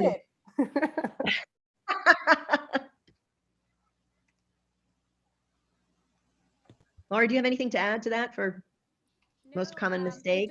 We don't have executive secretaries, but we love postdocs as soon, and we've even had folks that are just like just defended their dissertation and they're just waiting. And it's and there's always 3 readers to a proposal, and so as much as you know it can be daunting, but you're not alone. So it's I can't emphasize that enough. And I think one of the I would say a mistake would be to just completely 1, not read the solicitation, 2, not call if you have questions, and 3, ignore your reviewers, your panel summary. It's always a growing experience. And I'll stop there and see what other questions there are. So the proposal summary is actually like an abstract, so it should have a little bit of everything. On page 1, it's really a summary of it's more of a, well, actually it's a little bit, it's longer, and you can put more into what's motivating your research questions. So it's really doing a better job laying it all out instead of just hitting the top points. That was for Debbie Kohler's question. Because I saw a question, and I'm sorry, I'm on my phone looking at the questions. For volunteering, we put out calls, but we don't have that since our solicitations in Earth Science are not so they're, for instance, OBBs every 3 years. I always encourage anyone that has an interest in their discipline falls within ocean biology and biogeochemistry to just send me an email and say, hey, I'd like to volunteer. Whenever you have a panel, this is my CV. I'd love to volunteer. And we have a database that we keep our volunteers on, because maybe it's not just for OBB. Maybe we have one of these one-offs where we are like, oh my gosh, we really could use someone with this expertise. And so if you don't see anywhere in particular with your kind of expertise, just send your program scientist an email and say, hey, I'm looking to volunteer, and we'll make sure you do. Typically, we don't use graduate students, except with the exec sec position in planetary science. We've had often the group chief or the person who's running the panel will bring along their student to be an exec sec. Senior graduate students can be tapped to do individual reviews, but generally are not asked to be on review panels. And some of that is experience, and some of that is we're also looking to give you time to develop and protect you from interactions on review panels that may not be great. So there's a certain amount of getting used to being on things where people are critical that we worry about as well. Yes, non-US citizens can serve, absolutely. In fact, actually, we often have to go outside of the US because everybody in the community has proposed that can get money. I will echo that. Serving on a review panel was an education for me, and really helped me propose successful proposals later on. And no, you don't need to be a citizen, knowing that from experience. So I'll move on to a few quick questions about proposals as well, but then I want to go back to the early career questions. So the last one was, can program officers be contacted directly, or do they prefer being sent short pre-proposals to see if the research fits within their program? We don't accept pre-proposals and make decisions on things like that. So we prefer that you call us and talk about your idea, and then we can give you an idea in helping you. In my case, and I'm sure in Laura's as well, there might be different programs that you hadn't considered that if it doesn't fit in ours, we can help you get to as well. So we have our emails always associated, and phones aren't going to work now because nobody's in offices so much, but emails are always great. And if we need a longer discussion, we can actually set up a call after that. So email us. I also wanted to say that I can certainly stay a little longer because we know we showed up late. So I have a little bit of time at the end for more questions if people are interested. Thanks so much. Hopefully we can get through some of these before. So another quick one. Do proposals usually include letters of support from collaborators or facilities? I would say generally, when in doubt, include one. There are sometimes when it's really essential. If it's a collaborator and they're not going to get funding, there's no way for us to guarantee, the grants are a contract. And if someone is doing something for free, we'd prefer to see a letter. If it's a facility that we know have multiple users, we need to know that you've actually contacted them and looked into availability, and if there was any training necessary in order to use it, or familiarity that you have that. So it's not part of the 15 pages, and I always usually just say yes, it can't hurt, and sometimes it can hurt if you don't have it. And I'll add, Mary, to that, because what we don't like to see in earth science are just kind of letters of endorsement that are from scientists going like, oh, this is a great idea, you should fund it. We really do not like to see that. And so if it's just a letter from someone that you think is going to add weight just because that someone is like important, we don't like to see those kind of letters of endorsement.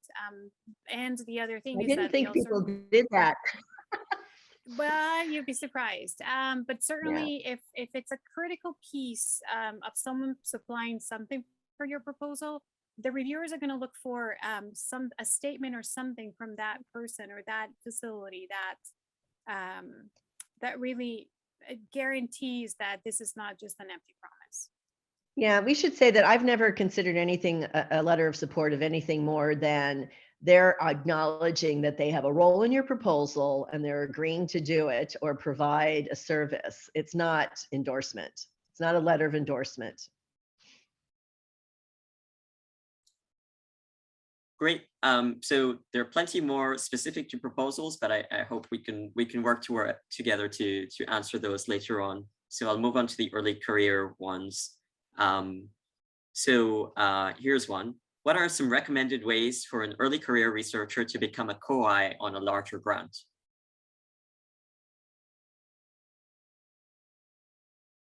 I think that's a tough one. Yeah, well, I mean, I can't emphasize enough how important networking is. And there are lots of ways to network. It's harder now with the pandemic. But if you see somebody make a presentation at a meeting and there's something that you think you can contribute to the work, go up and have a conversation. That's another great thing about panel reviews is that you can talk to other panelists. Even in virtual land, there are chats, and you can, have a side chat and say, I was listening to your comments about the work you're doing, and I have this idea, or specifically, I think what you're doing is really cool, and I'd like to actually go in that direction. Is there an opportunity? So it's really about there is no dating app for scientists, but the most important thing is making, I think, personal connections that will lead to collaborations.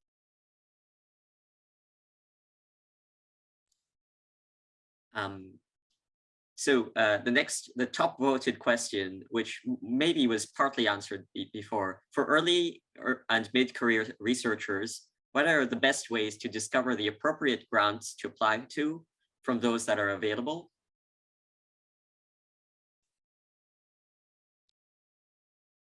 I think, we tried to have short summaries of what the grant proposal solicitations are. I also think that at meetings, it's really important, or if generally they're offered, to go to town halls from divisions that you think might be interested in your work. Also, again, I said this, that, you know, if you think you know where you might belong, call that program officer. And if they don't offer it, ask, you know, if are there other places that you could suggest that I would go with what my interests are, and they should be able to help you or give you another name to talk to. It is our job to know where you belong. So, so do some work on your own, and then, yeah, so that you know, at least find a good starting.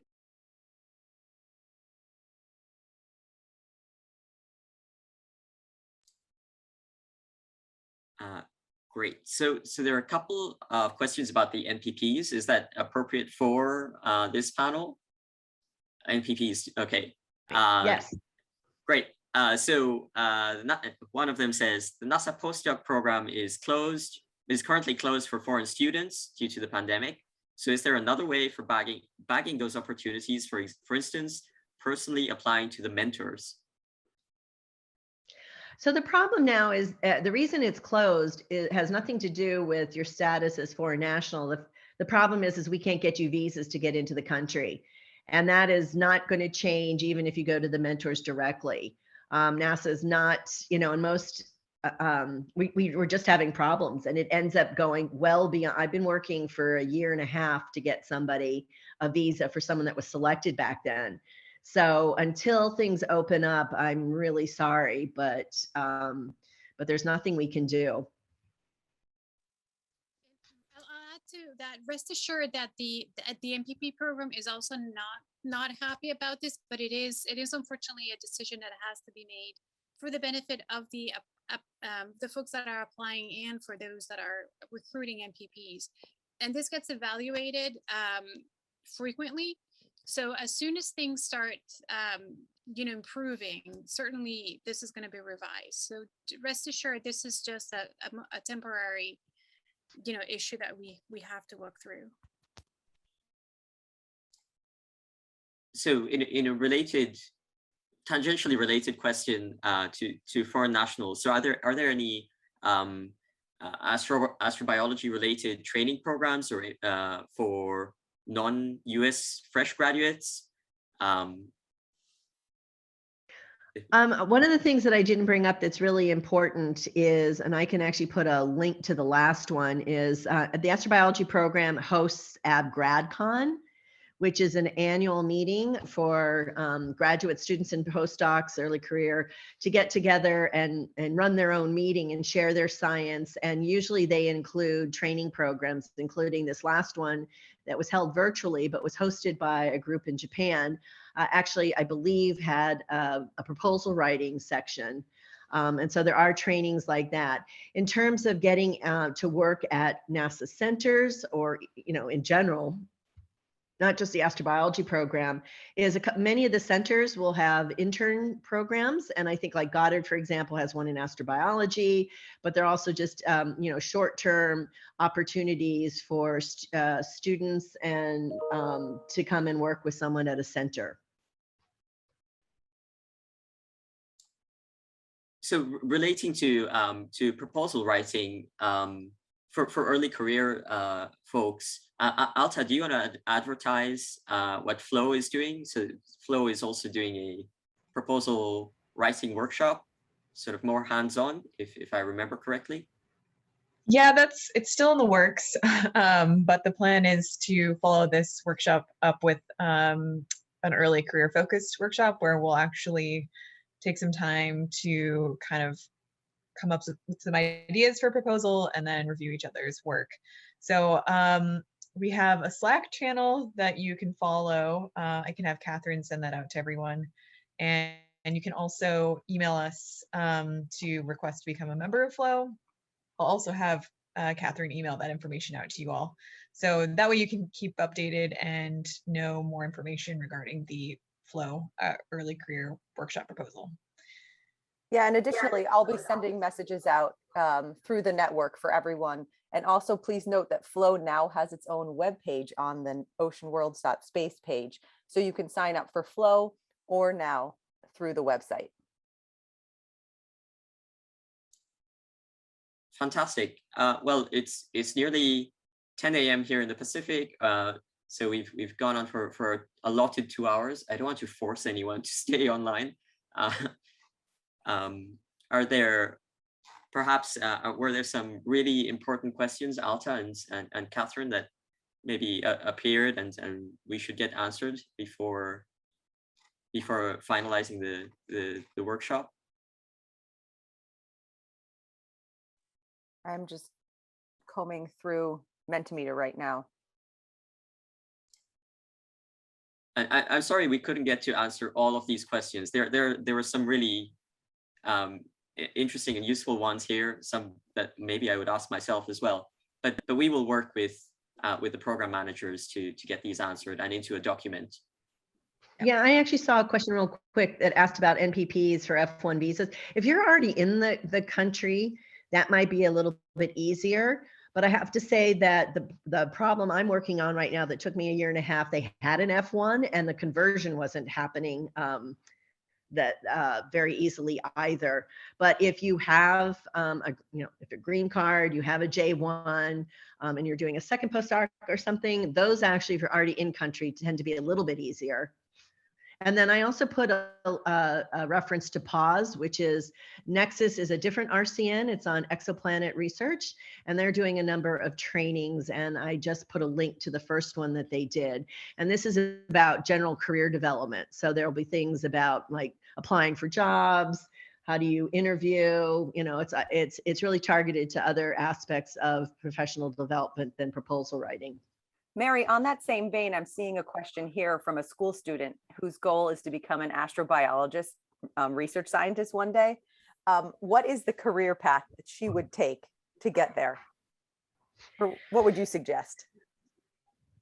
Wow. Well, we have some information on our website, so I can actually post that in the window in a second, specifically for how do I become an astrobiologist. The one thing that I would say, and actually being trained as an oceanographer originally, I think this was true as well. Don't search out opportunities to take courses or get a degree in astrobiology. I think the most important thing is to do a degree in a topic where you become an expert, but that has a program or a department that is open to the idea of the importance of interdisciplinary research. So, you don't want to dilute by being a jack of all trades, a master of none. You really do need to be a master of something and have something solid to offer, but have an appreciation for the big questions in astrobiology needing to be answered by having a familiarity and an openness to including other disciplines or incorporating interdisciplinary research into your approach. I see a good question. I'm not sure if it was answered, but what are some recommended ways for an early career researcher to become a COI on a larger grant? Somebody already read that question out. Okay, cool. Yeah, I just added a link to the NASA Astrobiology website for anyone because they have a lot of really great resources on there for people who are just kind of starting out. So go there and check it out.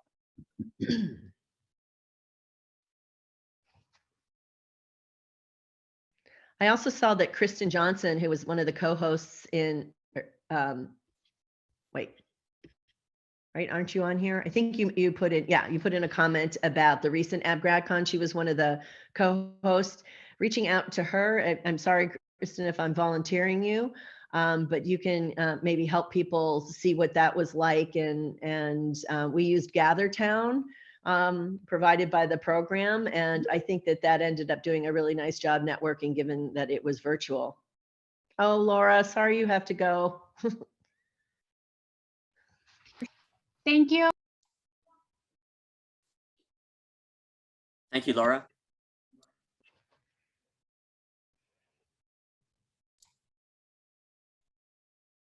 Great. Well, then I think unless Mary, you want to stay on for longer, we will be ending this panel. Well, I can actually stay on just a little bit longer. Again, to be perfectly honest, everyone was gracious. It was my fault we were late. And so being raised Catholic and feeling responsible, I'm happy to stay for a little bit longer. But probably I'd have to go out in about 5 or 10 minutes. Good. In that case, there are a couple of sort of really specific questions related to proposal writing. So for example, are hypotheses necessary for Rose's proposals, such as in NSF proposals? I think that is quite common. Yeah, so it's not required. NASA is traditionally an agency that funds discovery, but there's, we mentioned hypotheses or questions because they're good organizational tools. Again, to be very clear about what you're going after. We have evolved enough, I think, in our programs that fishing expeditions are not necessarily well received. It doesn't mean that if it's something completely brand new and you don't have a clue that it can't be presented more like a more general discovery. You know, I'm going to go somewhere and see what's there. But, and you can do something like that as long as you talk about what your expectations are. So it's really, you know, again, hypotheses are not required, but questions and hypotheses, you know, again, my experience in looking at proposals, those are the ones that read the best and are clearest in getting a point across the point that you're going to do something worth funding and it's going to produce something that's new and interesting and exciting for your colleagues. Thanks. So since our main interest here is ocean worlds, so there's a question about how do ocean worlds proposals differ and if they differ in any way from proposals related to other topics. So how important is an inter or cross-disciplinary team for ocean world proposal success? So this is a tough question. I can answer it. We're already doing ocean worlds research in astrobiology. But again, it's, if you remember, I'm in Planetary and my interest is in linking it to other worlds beyond or understanding the limits to life. So, you know, always pay attention to the key description of what our programs are interested in. As with budgets, we tell you need to propose what you need. And I would say to the degree that you need to have multidisciplines contributing to it, you need to include that.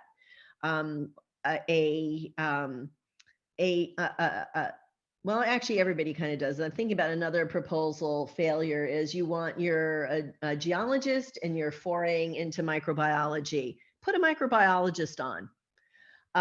Even if it's something that you've learned to do because you took a summer course and learned about it, it's best to have an expert on as a co-I or a collaborator.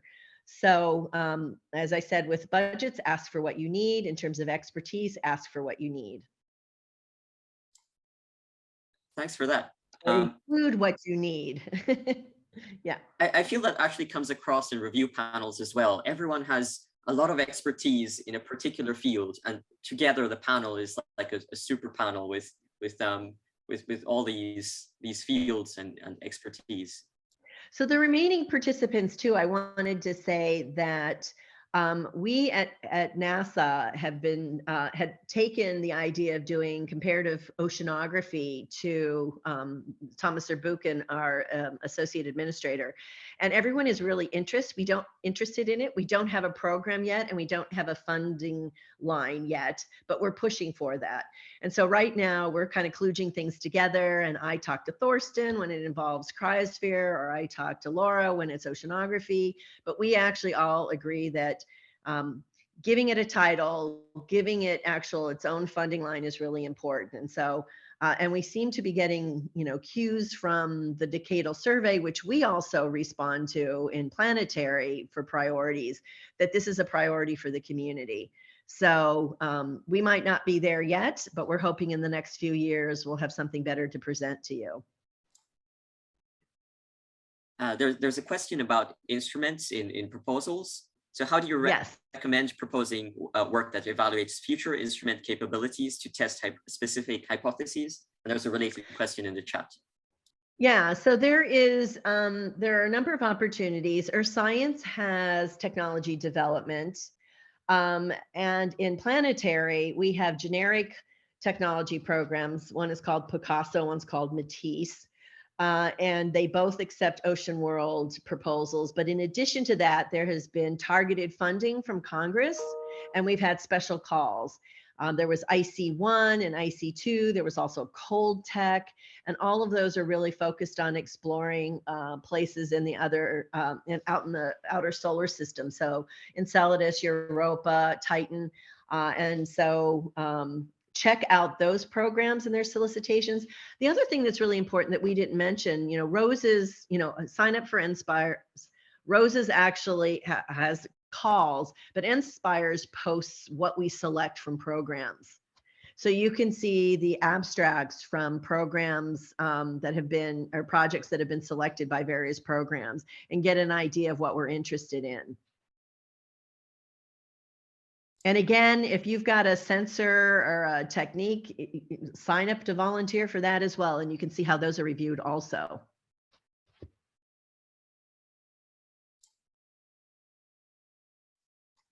I'm looking through the final questions to see whether I can select one or two, but just to reiterate that the summary of selected proposals is also really useful if your proposal was not selected for that call.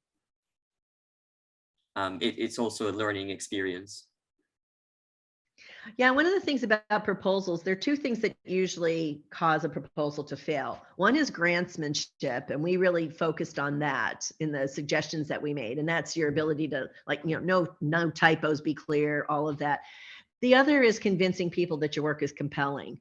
That things are really competitive now, and if you're proposing something that sounds as if it is incremental, it is not going to do well as something that that is not incremental, and you successfully explain that to the reviewers.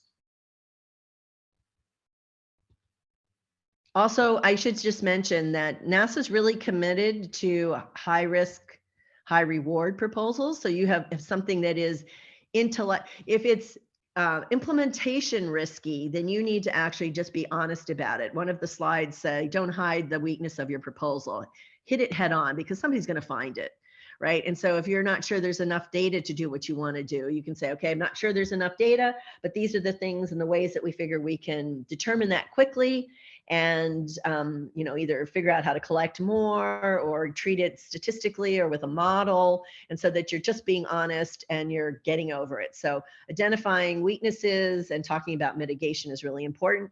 If it's intellectually risky, just make that clear too, that this is what everybody thinks. There's some evidence that suggests this other thing. I'm going to do the following and it might be that the answer is no, but that will stop nagging me in the community. And that's why I'm proposing to do this.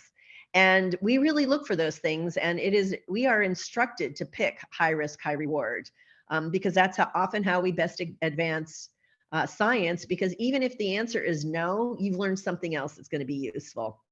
So give us all of your ideas.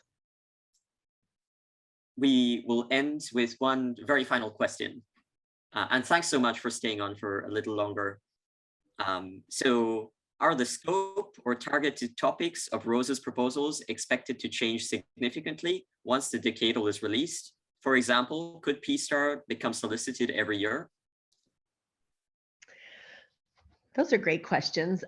So, again, you heard the presentation from Earth Science, and there's always shift, and they focus on ocean acidification, marine debris. There is, and the nature of what they're studying, I think it warrants that they do that. In Planetary, we have a longer view on when we're actually going to get more data and what we will know that will actually change what we think. In terms of the effects of a decadal survey, we get recommendations about topics that the community has identified as important, and which include technology questions as well as science questions, and that can shift our emphasis and can even end up in, we've got those core programs that are always going to be fairly broad, but the other targeted ones, and P-STAR as an example, may shift because of something that comes out of the decadal. In terms of the cadence, unfortunately, the cadence of these programs are linked to budget. So the decadal can tell us, you need to have these every year and they can have, believe you me, this is something that Laura said, none of us particularly like these things that aren't convenient or good for the community, but it's a reality and we try to work within it and mitigate it as best we can. So the decadal could come out and say, we really need to be doing this more frequently. And if Congress doesn't follow that up with giving more money to Planetary or Earth or, the Science Mission Directorate, and also direct that this is something that is important, our hands are kind of tied. And so I'm not supposed to say anything like this, but if you have an interest in what NASA is doing, you can always talk to people that make decisions about funding. And it wouldn't be me. Great. Well, that just about wraps it up. Thank you so much, Mary. Well, thank you so much for asking. We love talking about our programs, and the three of us in particular, I know, love talking to the community and want what's, I always say my job is really to find the best science for NASA, but the way I do that is to make sure your great ideas can be funded. And that's, so talk to me. So finally, do you think that there are any specific skills or training that that we should have as ocean world scientists to get to be qualified to do ocean science and propose proposals that will be successful? Yeah, so I would just say one thing that we didn't talk about that I think is important, and you should start earlier rather than later, and that's our ag groups. Each of the divisions have topical assessment groups that discuss things relevant to it. So in Planetary, there's OPAG, which is Outer Planets Assessment Group, and they, go to their meetings. They're virtual, and even when they're in person, they do a virtual component. So listen in on that, and you can be up to speed on that. Always go to town halls. Take a look at the LPI, the Lunar Planetary Institute has been hosting a lot of virtual things that might be interesting to you. There's a one coming up on brines, which brines, in their mind, or anything that's salty in the ocean is salty. So it doesn't have to be the, it's truly, like, actually, I'm losing my train. I think the Great Salt Lake. You don't have to work there to be part of this brines thing. Sign up for any kind of announcements that through Inspires, anything that you see when people offer that. And Catherine and the now leads are trying to get that kind of information out to you when they see it. But, part of where they see it or where they get it is by getting it from you guys, giving it to them. PEN is a planetary exploration newsletter. That's a good place. Fortunately, Laura isn't here, so she can't help the earth sciences for any other specific things. But again, at all the major meetings, we all do town halls. And I know that, I don't know if Allison is still on, but Allison has been working hard to get Ocean Worlds with Chris German to get Ocean Worlds on the agenda at oceanography meetings. And so, we're trying to do our part. If there's something you think of that we can help you with, please send your suggestions. We're very open to trying to make this happen. Oh, and Krista actually put in, there's often funding available for early career folks to go to the ag meetings as well, which is fantastic. Oh, I love that everyone is helping out. I'm terrible I don't multitask when I'm talking, unfortunately. Well, thank you so much again. And I think that wraps it up. Thank you everyone for attending. Thank you again for inviting us. This was great. There was a lot of information. So this is recorded and it will become available to everyone. Yeah, everyone just keep an eye out. Great, take care, everybody. I'm looking forward to seeing your proposals or for you reviewing on my panels. Thanks. Bye, Mary. Thank you. Bye-bye. Bye.